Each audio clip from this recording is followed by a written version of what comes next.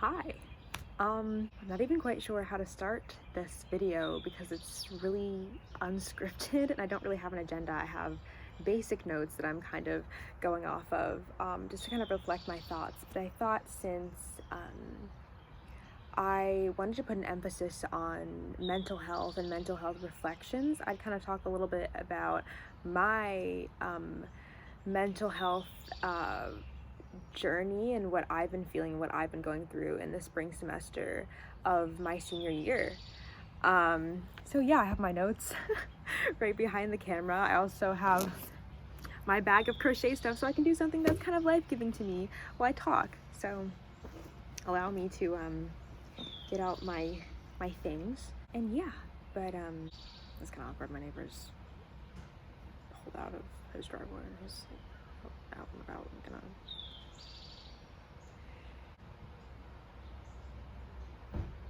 likely this will just be one long clip of me just talking, and it's gonna be a pain to edit or not. Maybe I just won't edit it that much, but yeah, we'll see. This note that I've written is called things I've learned from the burnout of senior year, because that is definitely I've been experiencing a lot of burnout. I've definitely been feeling that. I've been feeling burnt out in a lot of different ways. The senioritis is in fact hitting, but you know, it's in ways that I've never experienced it before, in things that I never thought that I would necessarily get tired of. Like I don't know. It gets hard when you start to like question things that you've always done and things that have you realize that there's like change, whether it's a good change or a bad change is really hard. And so I think that experiencing these changes in burnout and in this new season of my life that I'm about to go into has been a lot.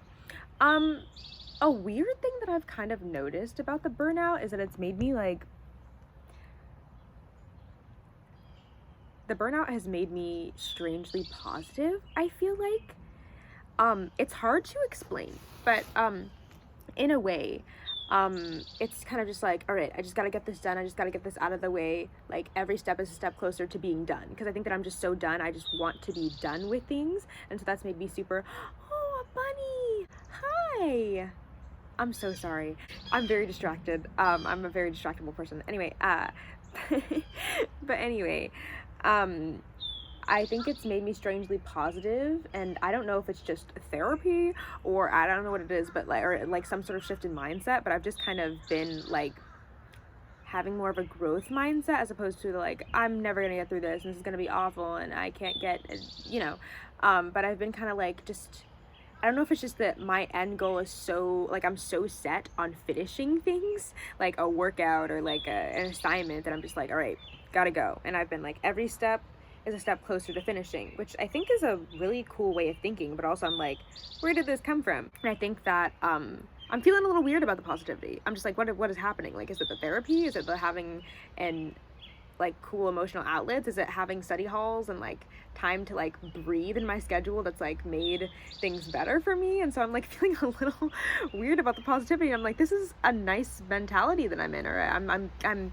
making my way into a mentality that I think is beneficial and signifies growth. And I'm like, okay, but like what, you know? I don't know. I feel like it's like one of the strangely positive consequences of apathy. But at the same time, that doesn't come without, you know, like negative consequences of that. Like, you know, just being emotionally drained, really, really exhausted and not as available as I'd like to be. And yeah, so I feel like there's some pros and cons to like being at this point in my life. But I also think that this sense of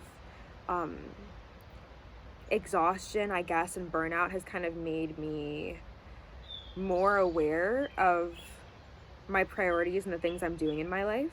Like what's with my time, realizing how precious my time is to me, and being so like, I want to be done with a lot of different things. I've kind of realized like what is worth my time and what's fulfilling to me. You know, like it's made me question my motives in a lot of the things I'm doing. Like, why have I been doing them the whole time? And I've come to see like what is really worth it for me when it comes in all the things that I've done my entire school career. You know, what's worth it? What what really is worthwhile for me. Is it winning races? Is it doing performances? Like, what gives me joy? What is worth the stress? What is worth the preparation? And I don't know, those have been some really, really interesting thoughts for me. And I've just been like kind of comparing and contrasting the different like pros and cons and effects and sacrifices needed for a bunch of different things in my life. And like, is that really worth it to me? Is it worth it to me anymore? Has it ever been worth it to me? Have things changed? You know, there's lots of changes going on right now. That can be uncomfortable, like I already said, but it's interesting. Oh my gosh, the rabbits just ran by me. Okay, I'm so sorry. Anyway, relating to like thinking about priorities and what's worth it to me when it comes to I run track. I'm a runner. I've run track and cross country throughout high school, and so coming into the season, I was really, really anxious, like really, really extremely anxious about it, and I was just unsure, and there was just a lot of emotions going on, and I just wasn't even sure if I could do it, or if that was just what I needed to do. I've ended up, we are almost at the end of our season, so I did follow through with it, and it hasn't been completely, it definitely hasn't been easy for me, you know. It's been mentally challenging, it's been physically challenging for sure, but I kind of realized what was causing me so much fear about my races was just a fear of failure. I feel like I can recognize and admit that I am not the same person that I was years and years ago when I was a freshman and I was a little monster and I ran like 4 races every meet, and I, you know, was making great times and I was really proud of myself. I am not that same person. This Ryan that exists now has so much more under her belt, has made so much more personal development, has new boundaries, has new feelings, new thoughts, and has come into herself more, and that's beautiful. But also, you know, it can be hard to be like, but also I'm not this anymore, and also this has changed, and also my body is not in the same shape as it has been, and also I've been injured and hurt and mentally gone through a bunch of different things, and it's, you know, it's made me so much stronger, but it's been difficult to, you know, it was eye-opening to recognize that fear of failure was paralyzing, but it didn't stop how paralyzing it was for me, and I'm proud of myself for making it through the season. But you know, it hasn't been the most easy, and it's okay to not always win every single one of your games and your races and your this and that, like, obviously, but really it's okay to recognize the change that you're going through. And while you can say that, like, oh my gosh, I'm in my worst season and that type of thing, also, like, everything else that's happened between then is all your growth and your progress. All of that is just as worthy of acknowledgement. Like, that is important to recognize too. All the things that have happened that have led you here, there are beautiful things within that too. And I don't know, I've just been thinking about that a lot. And within the premises of track, I've just been kind of thinking about this idea of like fighting through, specifically, you know, with having injuries on our team and myself coming off of an injury.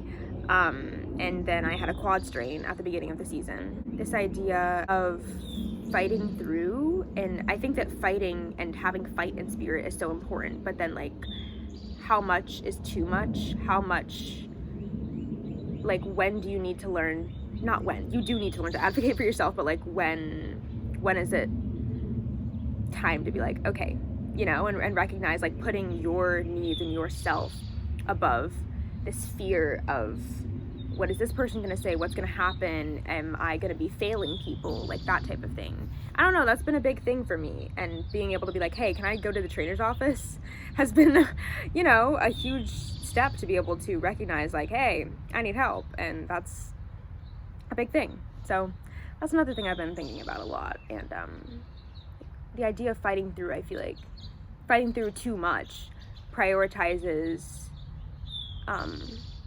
it doesn't prioritize yourself and your well-being. It's like you're willing to let your body fall apart to avoid this fear failing people or of what somebody's gonna say. And those are really real fears, but I've had to recognize that like I need to prioritize myself and me. And that's been a really, really important realization. What else do I have? Another big realization that I've made in my spring semester, probably the most like eye-opening thing that I've discovered, is that I just kind of realized, and I'm actually, I'm not sure when this is gonna get uploaded exactly, but in 2 days I'm going to be giving a small worship talk about this specifically. So hopefully I'll be able to record that and upload it as well. But I realized in the spring semester that I've spent so much time working and only working and with my head down that I had just been forgetting to live throughout my high school career. And like, don't get me wrong, I've had plenty of fun, incredible moments, and lots of things, but I only realized when I like did something kind of spontaneous, you know, which I'm not saying just like disregard everything in your studies and whatever and just go crazy. But for someone like me, like doing that one little thing, having that bit of like spontaneous, like doing something for me and doing something that was life-giving to me, just opened my eyes. I was like, what have I been doing this whole time? Like, where has the life-giving aspect of my life been? Where is the life within my life? And that was like a sad realization, because now you're like, gosh, I gotta make up for that now. But also it was eye-opening, and now I'm like, gosh, now I have to live. Yeah, so that has been a huge thing about my semester. And like I said, I will try to get the worship thing recorded, because that just goes a little bit more into detail. But that has been huge for me. Yeah. Also been having a lot of feelings about college. So many actually. And it's hard. I definitely think approximately, well, we're coming up on almost 2 weeks since we performed the musical, which was amazing, and I will hopefully also have a video up with some random little clips from that as well. But it was such an incredible experience, and I love every single person in that cast so much. But I think that has made me feel really sentimental about leaving. I think that I've gone like really in and out and up and down of being like, gosh, I am so sad to like leave behind all the things that I've ever known. I've never done anything this big before, and I'm scared and I'm sad, to like, I think I've got this. Like, this is gonna be great. There are people there.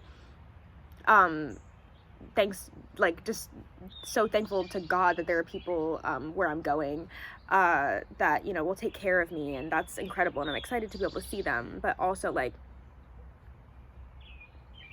the downs, the ups, and then the down again, and getting sentimental and worrying, and that's been a lot. And so I don't know. I am trying to recognize that it's okay to feel both ways. It's hard because I think I want myself to feel excited, and it's just hard to battle that, like, the hard feeling of that, just the sadness of that loss. But at the same time, I think that it's kind of beautiful that I have things that are so special here that I am sad about leaving them, you know? I think that that's beautiful, even though it's so sad. It's like bittersweet.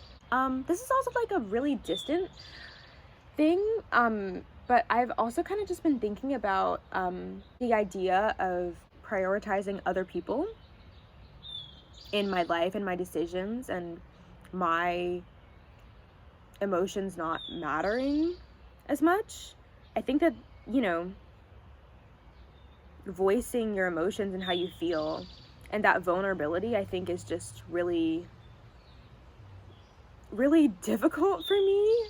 I enjoy talking to people, and I, you know, like being open, but I think that like true vulnerability is difficult for me. Not just like oh, let me tell you about this one thing, but like vulnerability that like nasty, like that, like, ooh, I really don't want to talk about that kind of vulnerability, you know, like that kind of hurt me, or I felt this way about this. Like, I'm kind of the type that like if something hurts me, I won't bring it up. I'll just let it exist, which is not good, and I'll just be like, this is fine, when it's not fine. And so I've kind of been thinking a lot more about that, and just kind of the idea of like who gets prioritized emotionally in my life, and like why is it fair for me to have to not get to express the way that I feel because I'm worried about the way that I'm gonna make somebody else feel, and that type of thing. So that's a little bit random, but I don't know, it was I was kind of thinking through that a while ago. But yeah, so those are kind of some of my thoughts. Yeah, I'd say at the moment, I think the whole college thing has been the most on my mind. Also just dealing with stress and finishing things up and having to do placement tests for college, and just there are so many things running around in my mind right now. But I just thought that like being open about all the things that I've been thinking through in this semester, all the things that I've learned, could be kind of cool. This is just kind of like a little talk, except it's literally just me talking at you and you're not responding. If you want to pause the video and respond, feel free. If you want to contact me and we can talk IRL, I would love to. But yeah, I just kind of thought that I would come on here and kind of talk about some of the things that I've been thinking through. And I know that I'm gonna like stop recording and then start thinking of a bunch of other things that I could be talking about, and a bunch of other realizations that I've made, and some realizations that I haven't even realized that I've realized, you know? But yeah, I just think that like, you know, sharing little tidbits and just being open about that, and that's really beneficial for me. I've realized that I'm a verbal processor, and to just talk through things is really, really nice for me, and to have outlets to talk is really cool. So now I'm talking on the internet, so that's fun. But anyway, yeah, thank you for tuning in. Thank you for allowing me to be vulnerable with you. I really appreciate it. Yeah, just know that you deserve a place to be able to be vulnerable. Your thoughts and feelings are valid. And yeah, I love you. You're doing great. And thank you for listening to me talk for like almost 20 minutes. I hope that your day is great and that you're doing well. And if you're not, that's all right. Know that. And also know that you deserve to be prioritized, and your thoughts and feelings matter, and that you are loved. And I love you. So, yeah. I'll see you in the next vid. Bye.